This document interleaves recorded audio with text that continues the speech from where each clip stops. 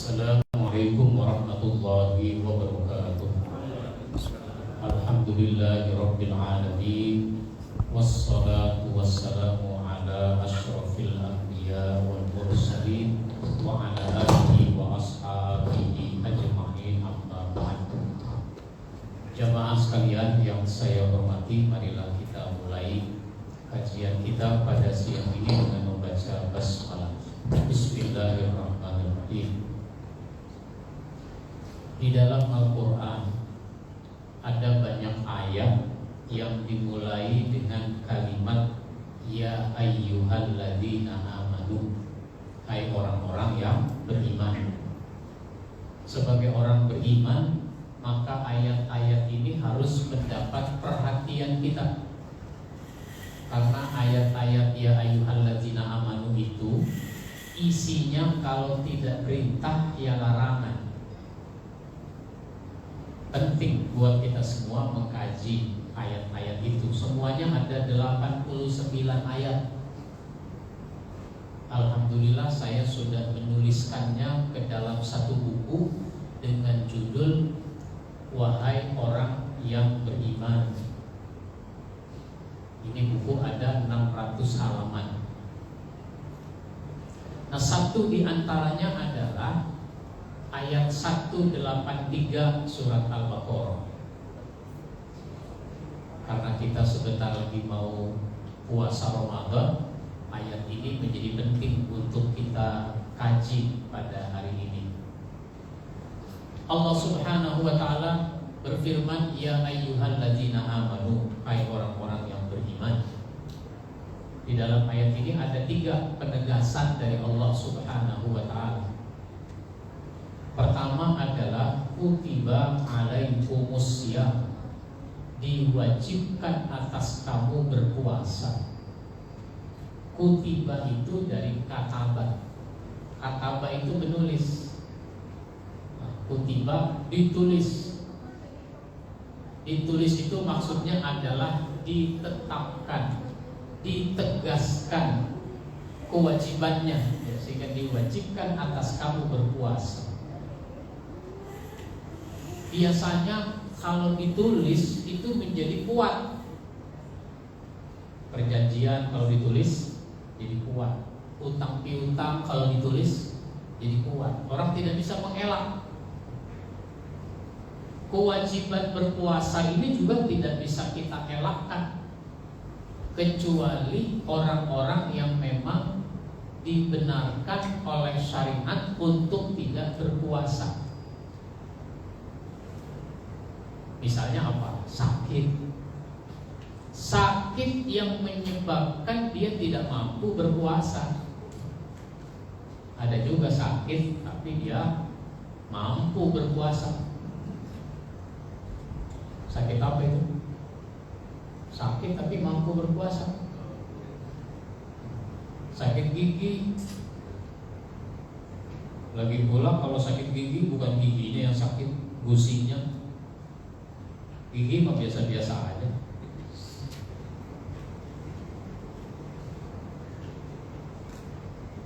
Sama kayak jempol kaki misalnya cantengan. Yang sakit apanya tuh? Yang sakit jempolnya bukan kukunya. Kira-kira begitu. Sakit gak apa-apa gak puasa. Yang menyebabkan dia tidak mampu untuk berpuasa, tapi itu jadi utang, harus dibayar pada hari lain. Faman kana minkum maridun aw ala safarin fa iddatun min ayyamin ukhra. Siapa yang sakit atau safar dalam perjalanan.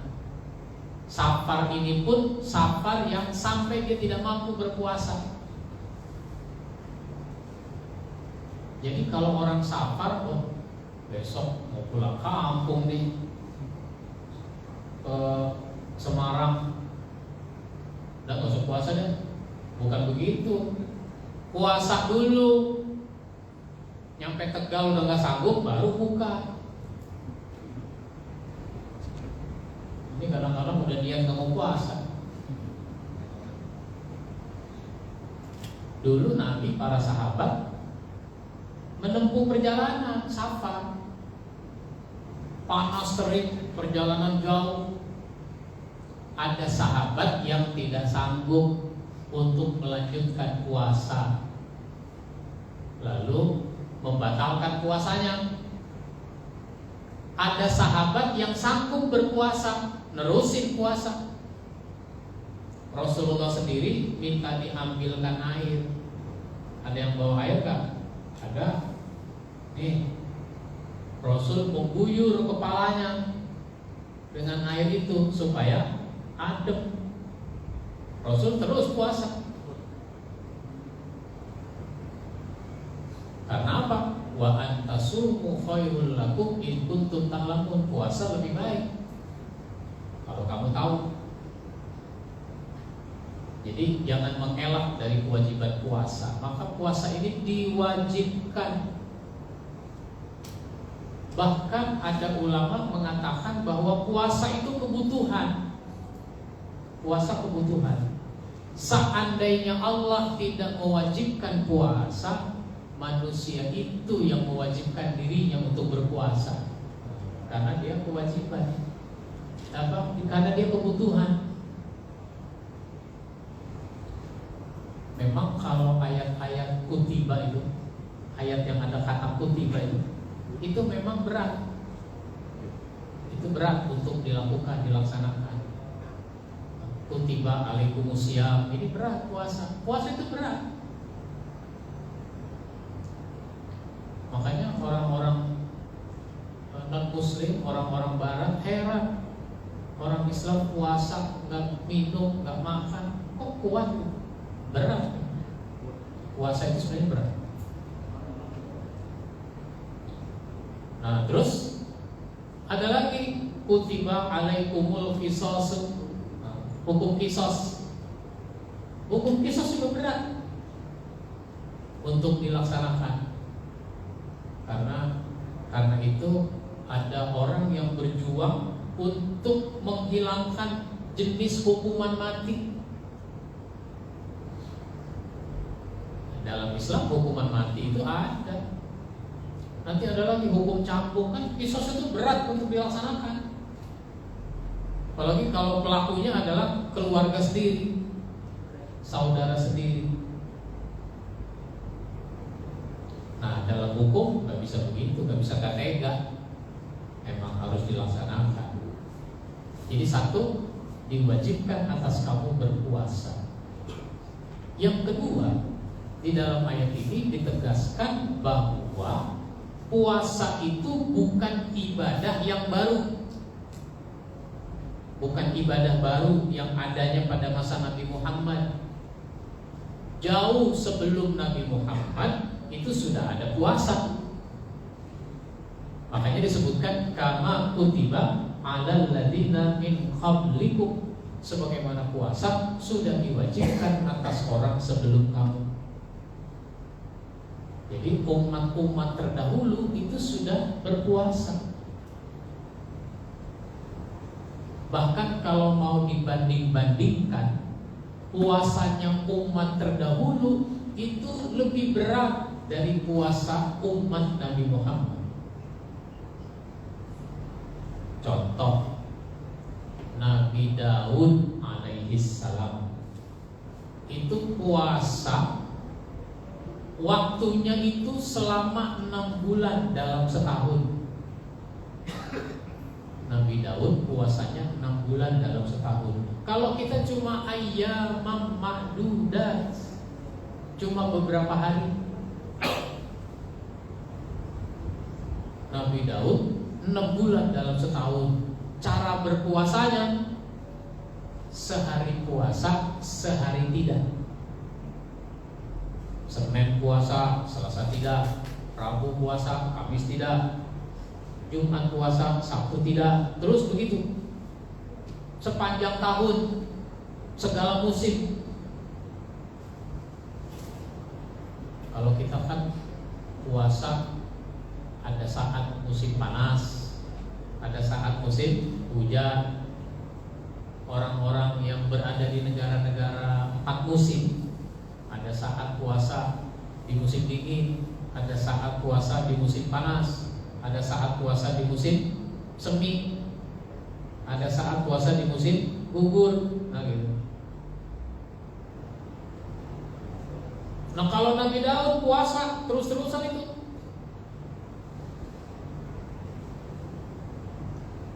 orang Eropa kalau puasanya pada musim dingin relatif enak juga, nggak terlalu berat.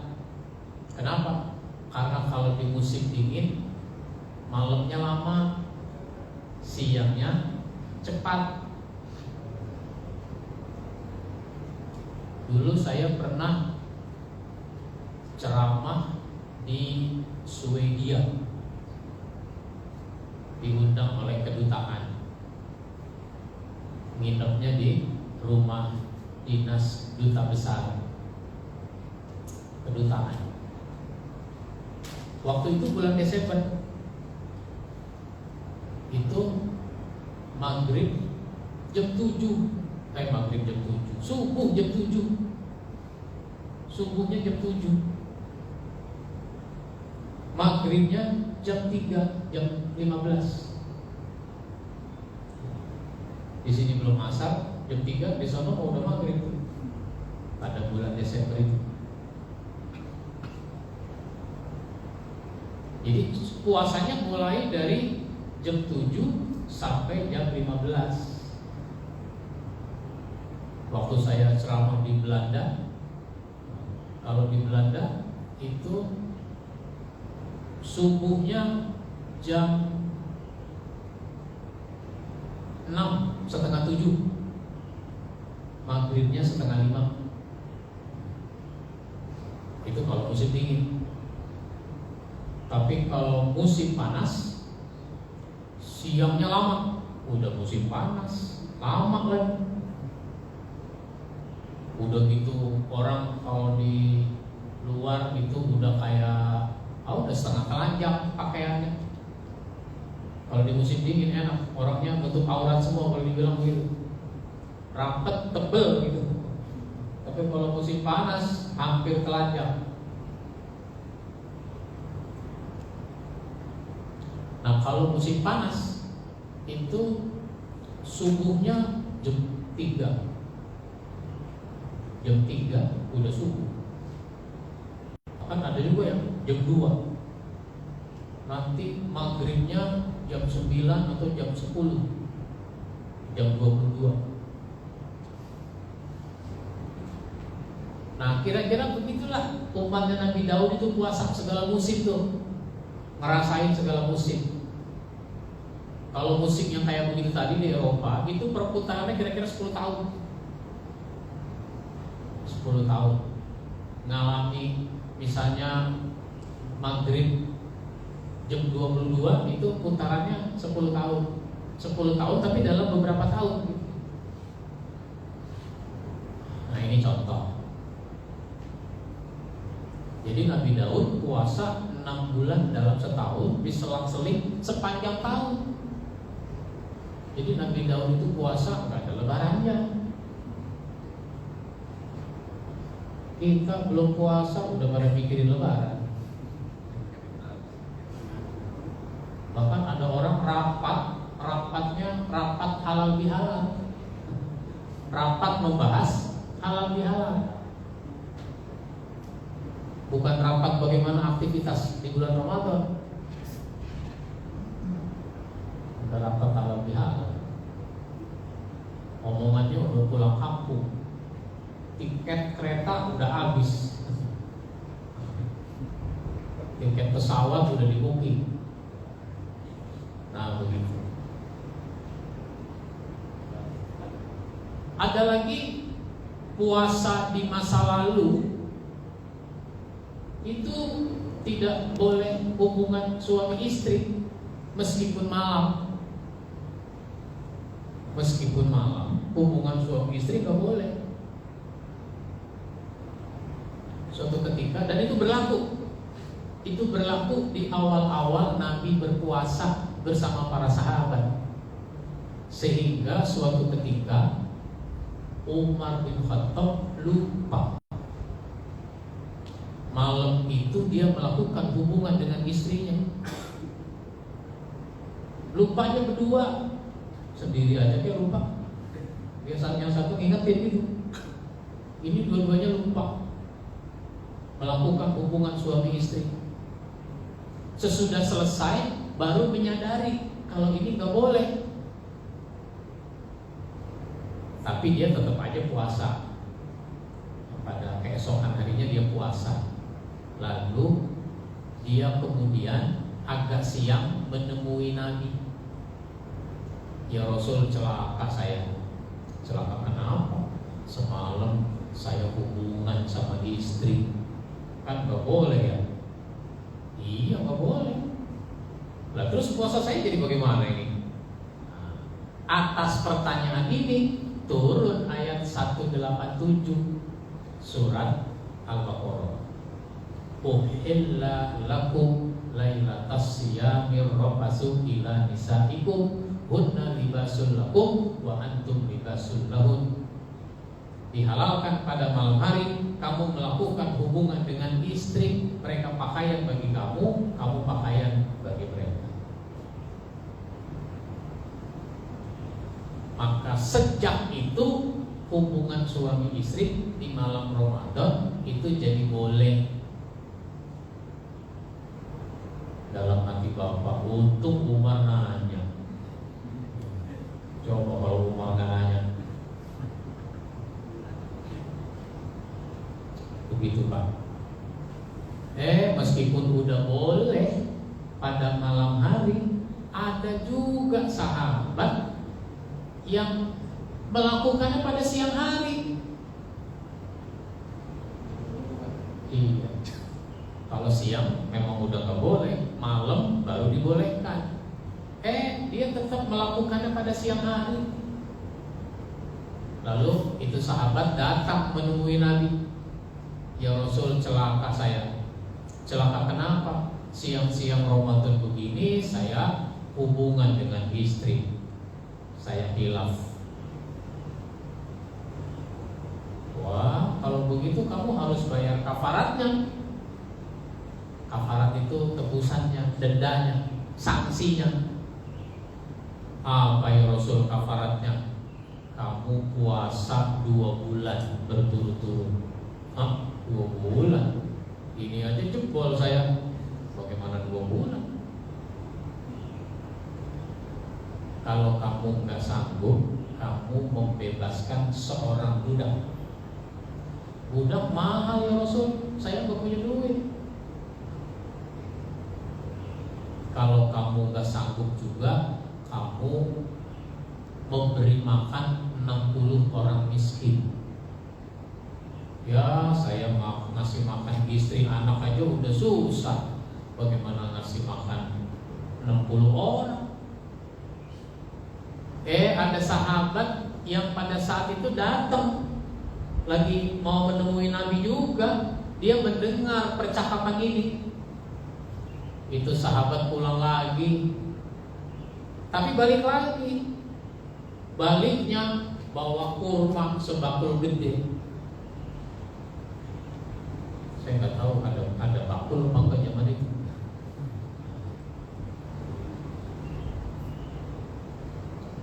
Lalu ya Rasul, kalau dia nggak sanggup, nih saya bantuin. Tuh dikasih. Tuh ada yang bantuin dah. Kamu bawa itu kurma, kemudian bagikan kepada 60 orang miskin di sekitar rumahmu. Ya Rasul, mau ngasih siapa lagi? Di kampung saya inilah yang paling miskin. Rasul sampai tertawa hingga gigi gerahamnya kelihatan. Tertawa lebar tuh namanya. Ya sudah, kalau begitu kamu makan sekeluarga. Itu namanya Rasul bijaksana. Itu puasanya orang terdahulu. Malam juga gak boleh hubungan suami istri.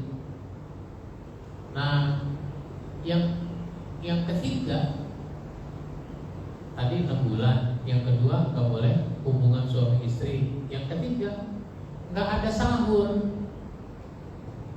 Puasanya orang terdahulu itu tidak ada sahur. Kalau orang udah tidur di malam hari, maka tidurnya itu sudah mulai puasa, karena bangunnya dia sudah harus puasa. Jadi nggak ada sahur lagi. Faslu ma baina siyamina wa siyami ahlil kitab aqlatus sahr. Kata Nabi begitu. Bedanya puasa kita dengan puasanya ahli kitab itu adalah makan sahur. Nah, dulu ada sahabat, kan karena masih berlaku syariat lama, itu ada sahabat namanya Qais. Qais itu pada siang hari dia bekerja, kerja berat yang menguras tenaga. Kalau bahasa sekarang namanya apa? Kuli bangunan, kerja berat, kuli gali-gali lubang. Nah, pada saat maghrib tiba, kan waktunya berbuka puasa, maka dia berbuka puasa. Istilah lainnya adalah takjil. Takjil itu menyegerakan berbuka puasa. Kenapa disegerakan? Karena udah waktunya. Kalau belum waktunya disegerakan, itu bukan takjil namanya, itu mencuri start.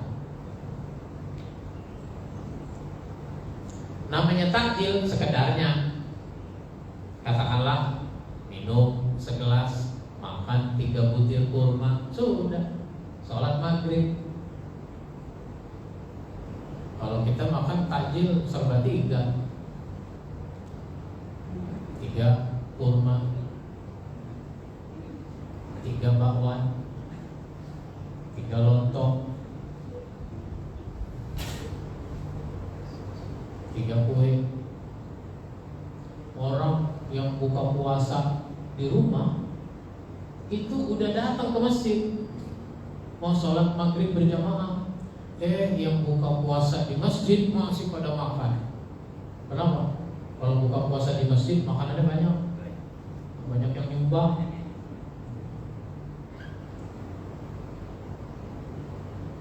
Nah, malah ada juga tuh yang di masjid, bukannya dia segera sholat maghrib, dia masih di halaman masjid, di bawah pohon. Kenapa? Dia menyelesaikan 3 batang dulu. Serba 3 itu namanya 3 batang.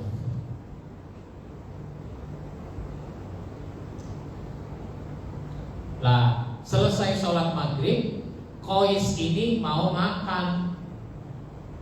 Nah, makan malam.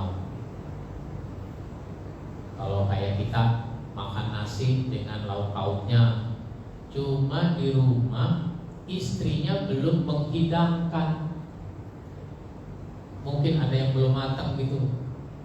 Tunggu dulu bang. Kalau bahasa kita masih ada yang harus digoreng. Tunggu dulu. Ya udah, Qais nunggu. Nunggunya rebah.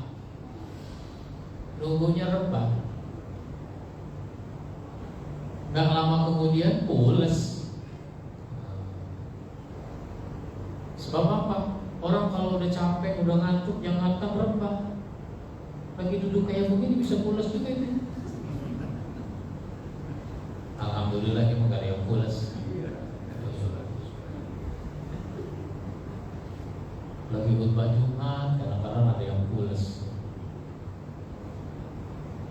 Nah, istrinya terus udah selesai menghidangkan, dipanggillah suaminya itu, bang, ayo makan. Kok nggak ada respon? Dipanggil lagi kencengan dikit, bang, makan. Kok nggak ada respon? Dipanggil lagi lebih kencang lagi, bang, ayo makan, udah siang ini. Gak ada respon. Akhirnya apa? Istrinya yang mendatangi. Dilihat suaminya sudah tidur pulas. Waduh, celaka engkau. Maksudnya celaka engkau, berapa dari urusan. Ini kalau begini udah harus puasa lagi. Ya sudah, nggak jadi dia makan. Emang syariatnya begitu dulu. Sudah dia nggak ada sahur sudah itu. Besoknya kerja lagi. Ketika kerja lagi, kerja keras, kerja berat, jatuh dia pingsan. Dilaporkan kepada Nabi. Dia pingsan sebabnya karena tidak makan semalam, karena nggak ada sahur. Dia udah keburu tidur. Bagaimana jadinya Rasul? Diterusin nih ayat. Wa kulu washrabu hatta yatabayyana lakumul khaytul abyadu minal khaytil aswadi minal fajr. Makan dan minum sampai jelas mana benang putih dan mana benang hitam. Maksudnya fajar, subuh. Jadi sahur boleh waktunya sampai subuh. Kalau udah subuh ya berhenti. Tandanya subuh ya orang udah azan.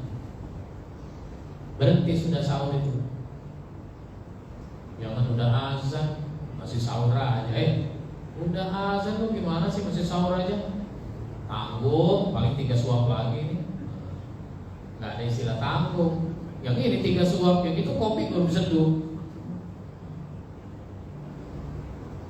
Udah di komat masih ngopi aja dia.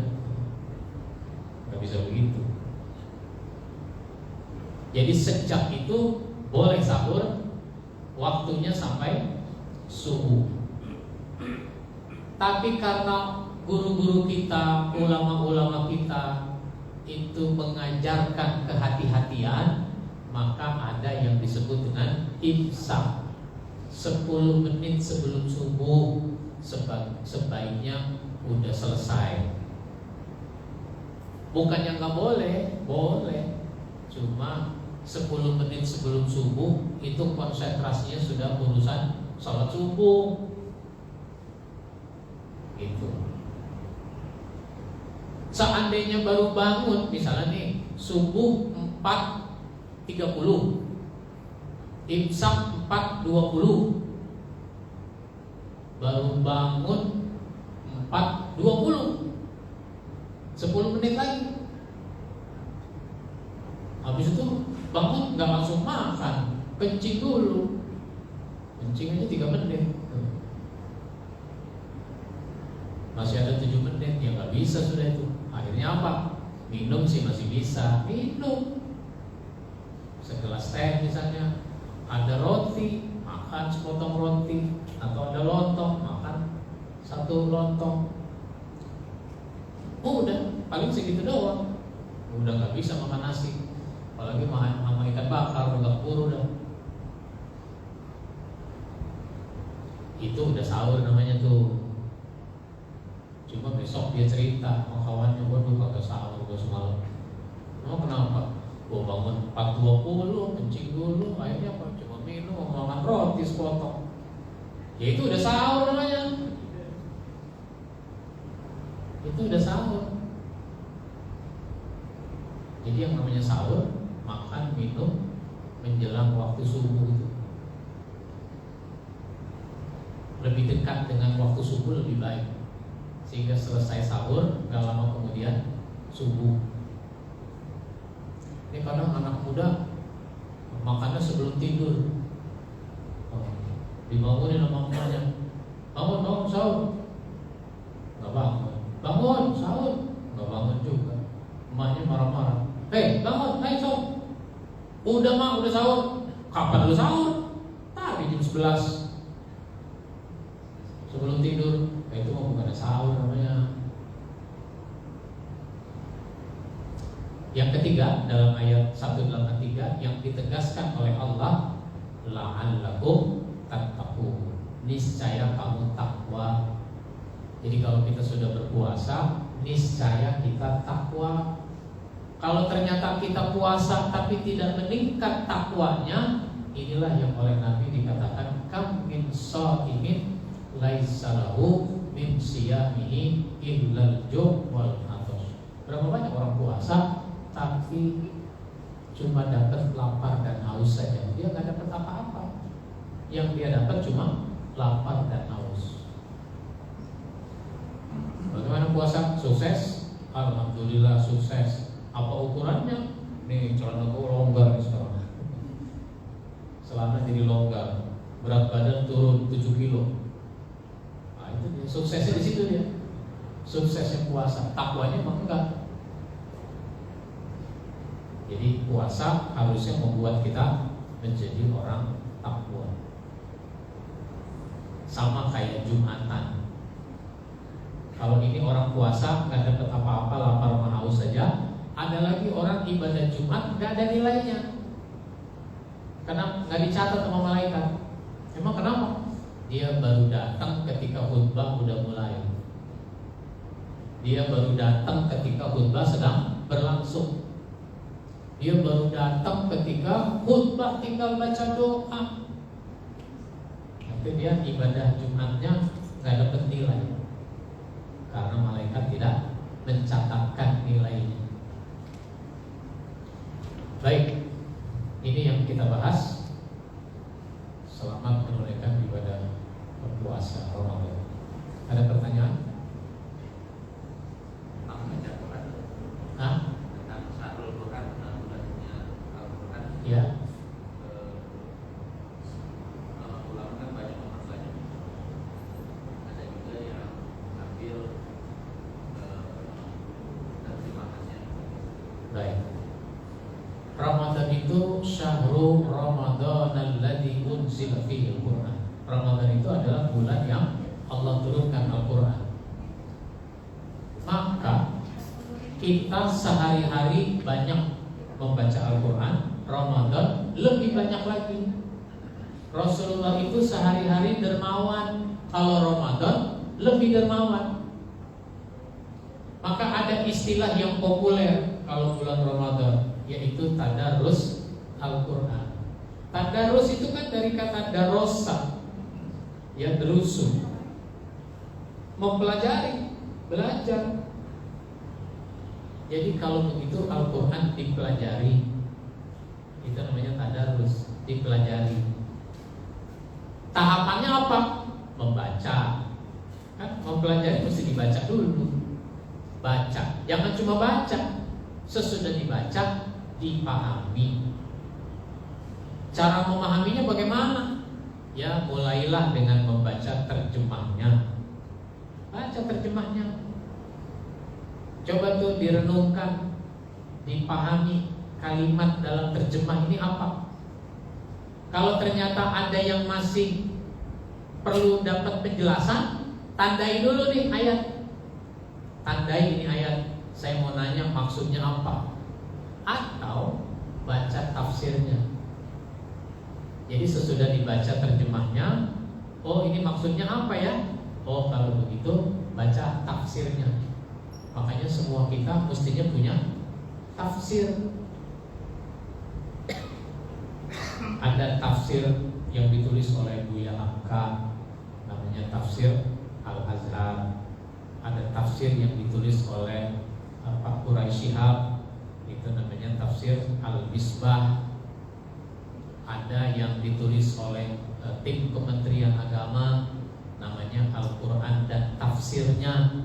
Itu ada 10 jilid Al-Quran dan Tafsirnya. Ada Al-Quran yang tafsirnya ringkas, itu tafsir Jalalain, itu ringkas. Dan sebagainya, banyak tafsir. Jadi baca tafsirnya. Itu namanya tadarus. Bukan tadarus itu satu orang pegang mic di masjid, baca Quran 1 juz, suaranya kemana-mana. Nah, menurut saya bagus tadarus itu kalau membaca itu berkelompok-kelompok. Satu kelompok 10 orang, 10 orang, 10 orang. Ada pembimbingnya di kelompok itu. Ayo Pak baca 1 halaman. baca satu halaman, baca satu halaman, baca satu halaman. 10 orang 10 halaman. 10 halaman itu udah setengah juz. Karena satu juz itu 10 lembar, 20 halaman. Ya kalau begitu satu orang 2 halaman. Jadi dapat satu juz, lalu dikasih penjelasan tentang ayat-ayat yang dibaca meskipun ringkas. Baik, insya Allah kita sambung pada kesempatan berikutnya. Kita cukupkan sampai di sini dengan membaca hamdalah. Alhamdulillahirabbil alamin. Wassalamualaikum warahmatullahi wabarakatuh.